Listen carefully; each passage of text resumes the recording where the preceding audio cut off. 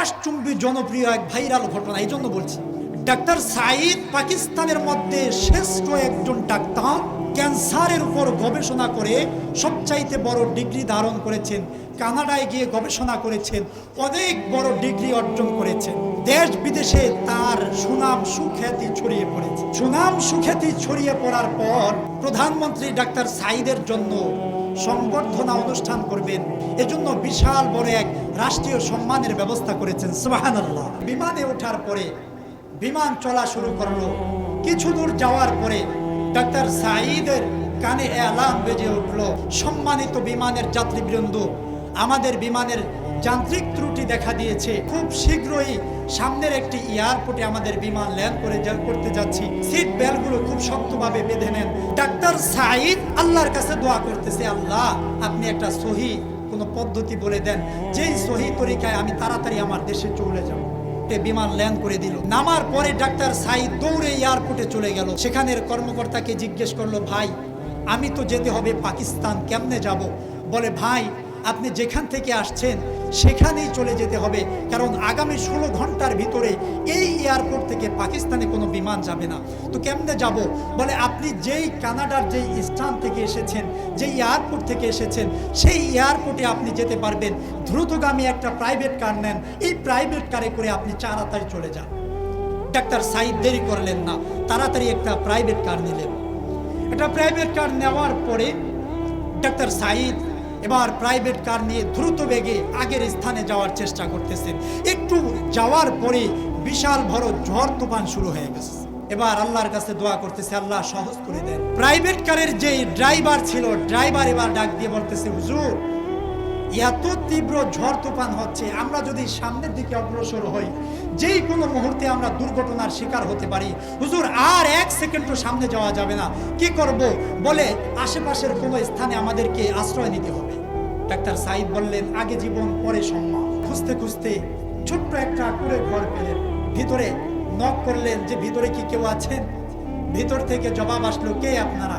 বলে, আমরা পথচারী, আমরা মুসাফির মানুষ, আমরা একটু ঘরে আসছি, আমাদেরকে আশ্রয় দেন, বাহিরে প্রচুর ঝড় বৃষ্টি হচ্ছে। ভিতর থেকে দরজা খুলে দিল। ডাক্তার সাঈদ ভিতরে বসে গেলেন। ভিতরে বসার পরে ভিতর থেকে যেন কান্নার আওয়াজ আসতেছে। মহিলা ছিল, বৃদ্ধ মহিলা। এমত অবস্থায় মহিলার কাছে জিজ্ঞেস করলেন, মা যেই সন্তানটা কাঁদতেছে ও কি কোনো অসুস্থ নাকি? মহিলা 2 চোখের পানি ছেড়ে বলে, আমার একটা স্বামী ছিল, সেও মারা গেল। আমার সন্তান ছিল, পুত্রবধূকে নিয়ে ঘুরতে বের হয়েছে, সড়ক দুর্ঘটনায় সেও মারা গেছে। একটা মাত্র নাতি, আমি মানুষের বাসায় কাম কাজ করে খাই, এই নাতিটা ক্যান্সারে আক্রান্ত হয়ে গেছে। আমার দেশের সমস্ত ডাক্তার দেখাইছি, দেশের ডাক্তারেরা বলছে আমাদের দেশে যে চিকিৎসা এটা আমরা দিয়েছি, এখন আর সম্ভব না।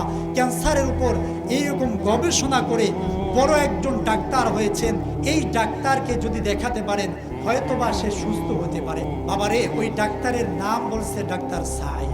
ডাক্তার সাঈদ এবার নড়াচড়া করে বসলেন। বলে কি, আমি হলাম সেই পাকিস্তানের সন্তান, আসলাম এক অজপাড়া মরুভূমির মধ্যে, আর আমাকে খুশ করতেছে মহিলা, কোনো কিছু হিসাব মিলতেছে না। ডাক্তার সাঈদ এবার বলতেছে, মা আল্লাহর কসম দিলাম আপনাকে, 1 অক্ষর মিথ্যা কথা বলবেন না। বলেন ওই ডাক্তারের নাম কি ছিল? বলে, বাবারে আমি তোমার সাথে মিথ্যা কথা কেন বলবো? আমার দেশের ডাক্তার বলেছে ডাক্তার সাঈদ নতুন করে ক্যান্সারের উপর গবেষণা এমনই উচ্চ শিখরে পৌঁছেছে, ডাক্তার সাঈদ সাধারণ একটা মেডিসিন যদি দেয় ক্যান্সারের রোগী ভালো হয়ে যেতে পারে। সুবহানাল্লাহ।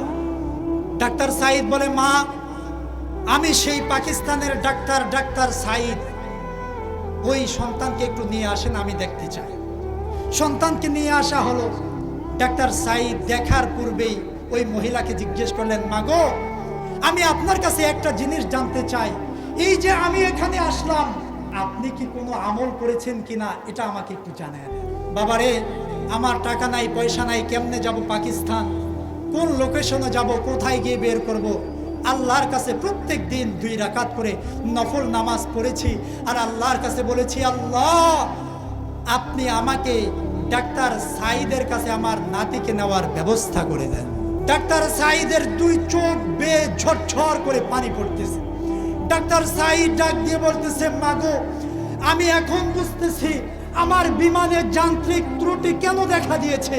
মাগো, আমি যে প্রাইভেট কারে উঠলাম, এই প্রাইভেট কারে উঠার পরে দ্রুতগামী প্রাইভেট চলার মধ্যখানে ঝড় তুফান শুরু হয়েছে। ঝড় তুফান কেন শুরু হইল এটা আমি এখন বুঝতেছি। এই ঝড় তুফান তো এমনি এমনি শুরু হয় নাই। এই ঝড় তুফান আমার মালিক আসমানের পক্ষ থেকে তৈরি করে দিয়েছেন। সুবহানাল্লাহ। আওয়াজ করে বলেন, দোয়া করার ফজিলত আছে না নাই? আমার ভাইরা, এখন পর্যন্ত ভূগোল গিয়ে লিখবেন ডাক্তার সাঈদ এই ঘটনা করে লেখে যদি আপনি সার্চ দেন এখনো পেয়ে যাবেন ইংলিশ ভার্সন।